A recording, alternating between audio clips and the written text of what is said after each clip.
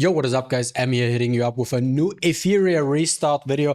The last video I did was like 2 weeks ago or something with a solid day one guide on what you want to do on your first day when you start playing the game. If you didn't watch that video, check it out. It will be in the description down below. And hey, if you're new, subscribe. Now we got finally the last official patch notes before the game releases with the last couple of changes, and this is the reason why I didn't upload any Etheria restart videos, because I was really waiting for those last patch notes before making any content on the game, really, because there are a lot of things that can change and I don't want to make a guide or something, or get this and that unit or do this and that, for example, and then with a patch note everything changes and then whatever information I provided to you guys is then not valid anymore. So that's why I waited for exactly this thing right here. Mio is coming on day one. She will be a day one launch characters. We had that introduction of her a couple of days ago. She is a light CC unit and she's pretty damn amazing. So personally for me right now, I will be trying to target her when the game launches on first day.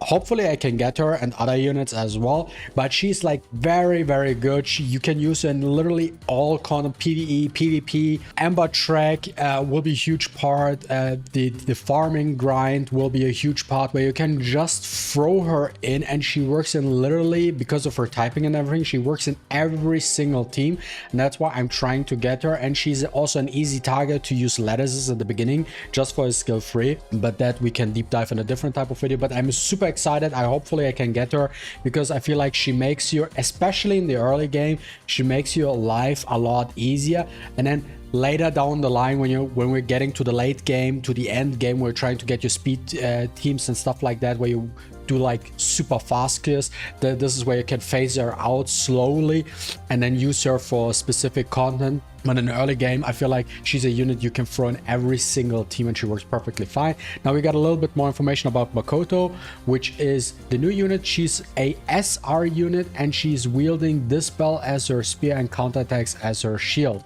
Now this is interesting. They didn't provide any extra information about her, but it seems like she has some Dispel abilities, which is good, because currently right now I think Heinrich is one of the only few who actually has this spell, and have also a lot more changes. So they also introduced here the United Front. This is basically guild versus guild mode. The matchmaking, how it works, you have two guilds basically, and then there's a time frame. You see here layout period where you can target. We have like a tower base where certain defenses are set up, and it's kind of like a siege mode, but instead of like 3 guilds fighting each other, it's 2 guilds fighting each other. And then probably the way I see it working from other games, Summoner's War, this light and whatnot, or Epic 7, is probably going to be like, okay, you have to have more towers on your side, and then you accumulate more points over time, and this was which allows you to win the guild war. Now Shell Story, this is an event, I don't want to go in depth, it's just rewards, freebies, which is good. And then there's another event, the Prismatic Wish Machine, the exclusive Chaco Ring outfits at the Prismatic. Cool, but like it's just a nice to have, really. And then core gameplay expansion, which is also interesting. Anything Echoes now include exclusive link, low story content, and logs challenge, blah blah blah. Ember Track introduces hard mode challenges, which is also cool. And then here, new system features and key adjustments. So they reduced the pity from 100 to 80. We know that already, which is pretty good.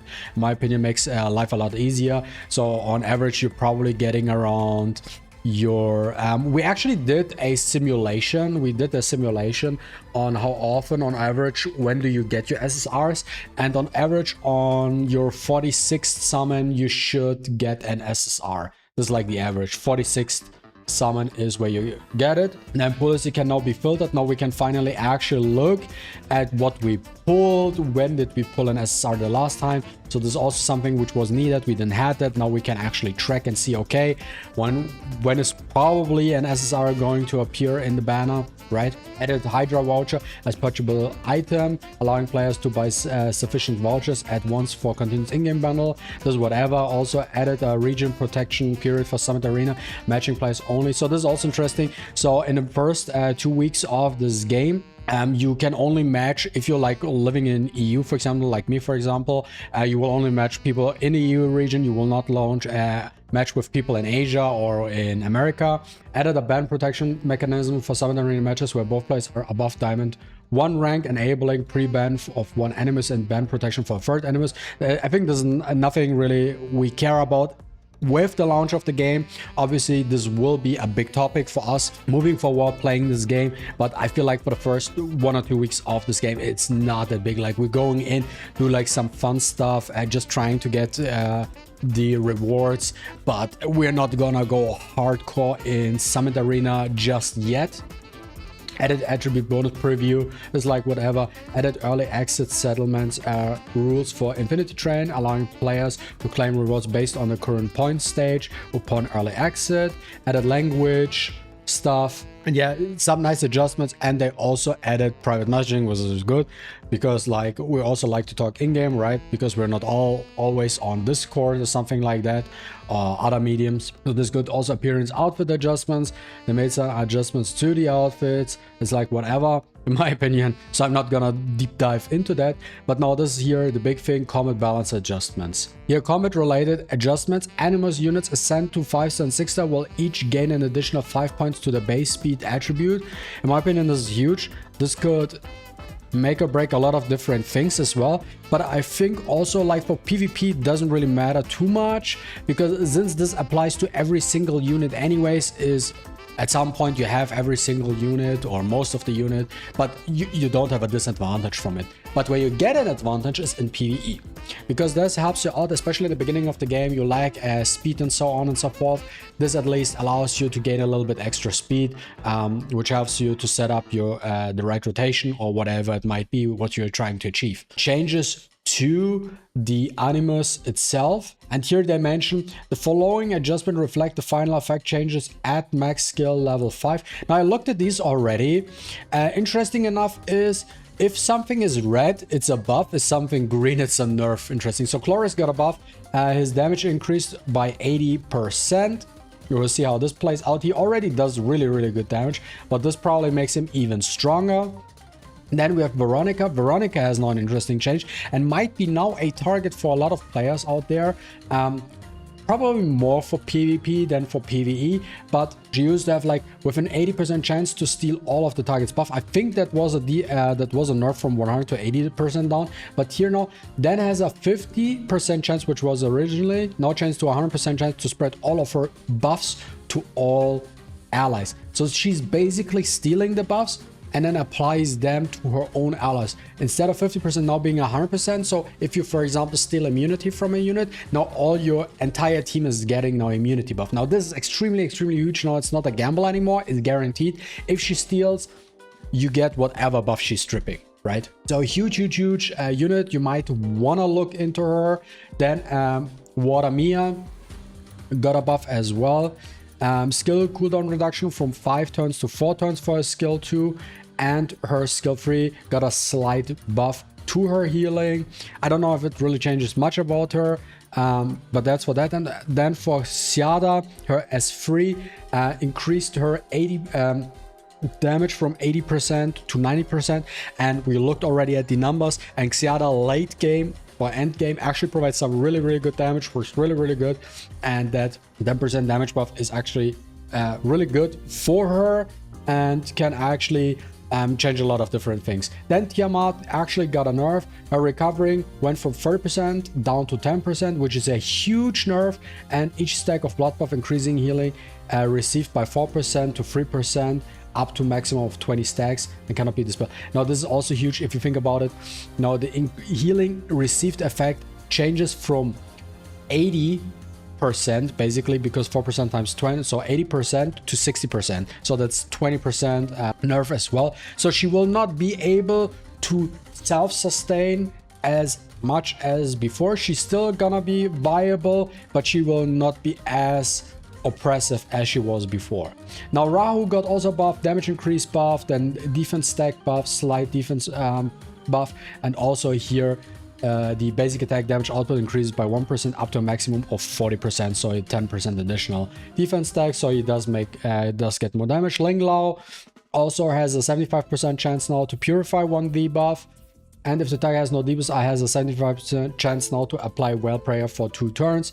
Now also helps to actually where she can do her thing with her skill 1, so it's not as unreliable, it gets a little bit more viable, which helps. Then a slight nerf to Rosa. I hate to see it because I really like Rosa. What they did is has a 50% chance to push back the target's turn meter by 10%, is now 8%. So basically, if you have the best RNG, because she's hitting 3 times at the beginning, before you had a chance of reducing the meter by 30%, now it's a maximum of 24%, so it's 6% nerf. It's not the biggest be all and all, because it's at the end of the day just her S1, so that's fine. Then Born got a buff. There, I feel like he needs a buff because he also, I think he cannot crit, right, if I remember correctly, so increasing his multiplier also really helps for him to actually do his thing. Then Lilith deals damage to all enemies equal to 24% of her maximum HP. I don't think that changes anything for her really, it's like whatever. Then we got Claws. They removed the lowest speed by 4%, where they basically speed debuff like these weird values with her. And I was like, you know what, I think what Etheria, the devs, thought about it was basically, you know what, let's remove all this weird stuff here and just put for the S3 now Claws, which is huge by the way in my opinion. Let's apply a defense and a speed down for 2 turns, and let's call it a day with this one. I think this makes Claws even more interesting in my opinion. Now you have a AoE defense break with a speed debuff, which could potentially be huge also in PvP as well. Could provide a lot of options, and as well for PvE, like the all around good debuffer unit. Then we got Freya. Freya got a nerf, I think. It's kind of weird here because they don't show what really changed, but it's not. There's a 70% chance to push back its turn meter by 4%, triggering up to 3 times per turn of each. Like green tells me it's a nerf, but I can't tell you what exactly or what it was before. So it is what it is, but Freya wasn't really that good in the first place. Now to Randot, I don't remember which unit it is, but this one got also a debuff. Then Chiaki, a slight buff from 12 to 15%, healing 50% upgraded, and heals all allies, so slightly stronger healing. So if you want to use Chiaki, now she has a little bit more sustain to the party. Now Dinah got nerfed as well. Now her turn meter dropped from 25% to 15%, and then additionally increases attacker's turn meter by 10% down to 6% as well. So they thought like, okay, some of these SRS units are too strong. Same goes for Kraken. Now only has a 65% to push back the target's turn meter, and only a 50% chance to apply freeze. Now I think it does not really destroy the unit itself, but I feel like I don't like the fact that a lot of SR units are getting nerfed here in my opinion. Then Zanya is getting nerfed with healing equal to 16 to 14% of her maximum HP, and her healing effect decreases also slightly. I don't think it changes much about Zanya. I feel like Zanya, it's a nerf, but it's not something game-changing in a sense. It still provides you enough utility that you can make use of her. Then we got Marvel. Now Marvel is also a big unit, which a lot of people thought he gets a nerf, and yeah, he got a nerf. He only has now a 40% chance to steal turn meter, and only by 15% now. So 40% chance to steal 15% instead of 50% chance to steal 25%. With his skill 1, I think it's fine. Yeah, I feel like it would be cool if you could still have it, but you know what? At the end of the day, it's also a skill 1, and that could have been too oppressive. Now, S3 also did change. Now, what did they change is, and the 60% chance to push back the target's turn meter by 50% is now down to 40%. And now this is also slight nerf, nothing huge in my opinion, but where the big part is coming is now skill cooldown increased by 1 turn from 4 to 5 turns. Now this is big, this is huge. Like this, whatever you can deal with in my opinion. Skill 1, okay, 15% only, 40%, okay, slight nerf, but this is huge. Like now you need 1 extra turn before you can cast it.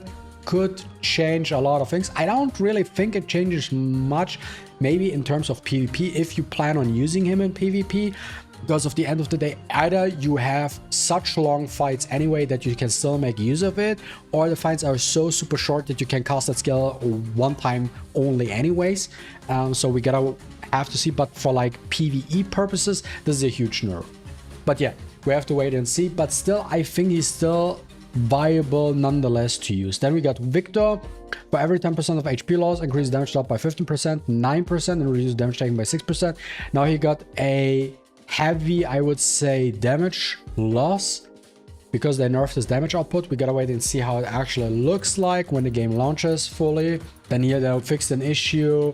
Then number 41, which I was planning on actually building up because it's just a freestyle unit and it's super free to get this unit right, and you can easily upgrade it all to the max and max it out with lattices immediately at the beginning. She got a heavy nerf in my opinion. As free, they push forward all allies terminated by 35%, got nerfed to 20%. I don't like this really. I think it was cool. You know, it reminded me of Summoner's War with Bernard, that Wind Griffin you have, which helps you out. You know, you have that freestyle in the beginning, and the sole purpose is actually pushing attack bars, and he gives a speed buff, stuff like that. Really cool unit, and you can still use it to this day. This year, in my opinion, I don't like it. Like, why do you nerf it? Like, it's cool to have a freestyle character, in my opinion, that can be viable even in end game content. I think it's super cool to make use of something, and even I think one of the devs used it in the RTA tournament. I don't like this. I hope maybe they change it. Maybe we can find a middle ground instead of 35% and make it at least 30%. But like, it was super cool just having that freestyle character, in my opinion. Sadly, they nerfed it. I hope they buff it. I think it's still useful, but it's not as strong as before. I will definitely try and I will use number 41 when the game launches and see how it plays out. If I feel like it doesn't provide much on my roster, then I will probably swap her out, but gotta wait and see that. Then they did some shell specific changes. The White Fang got a nerf, Artisan, basically all of these. There's some fixes now to these shells, and all the shells here that are mentioned, they all just got a nerf percentage numbers. I don't want to go in depth now about that because otherwise this video will be too long. And I want to get this out to you guys as well. Yeah, and overall, it's just, at this point, it's just bug fixing, optimization. There's also good that they show that there's like a lot of things that they're fixing, because in my opinion, it's a good look that they're trying. This to me looks like, okay, we're doing now the last couple of optimizations that it needs to be done so this game runs properly without any issues. And yeah, that's it for the patch notes, guys. If you enjoyed watching this video, don't forget to leave a like and a comment down below. I really appreciate it. And see you with the next one. Deuces.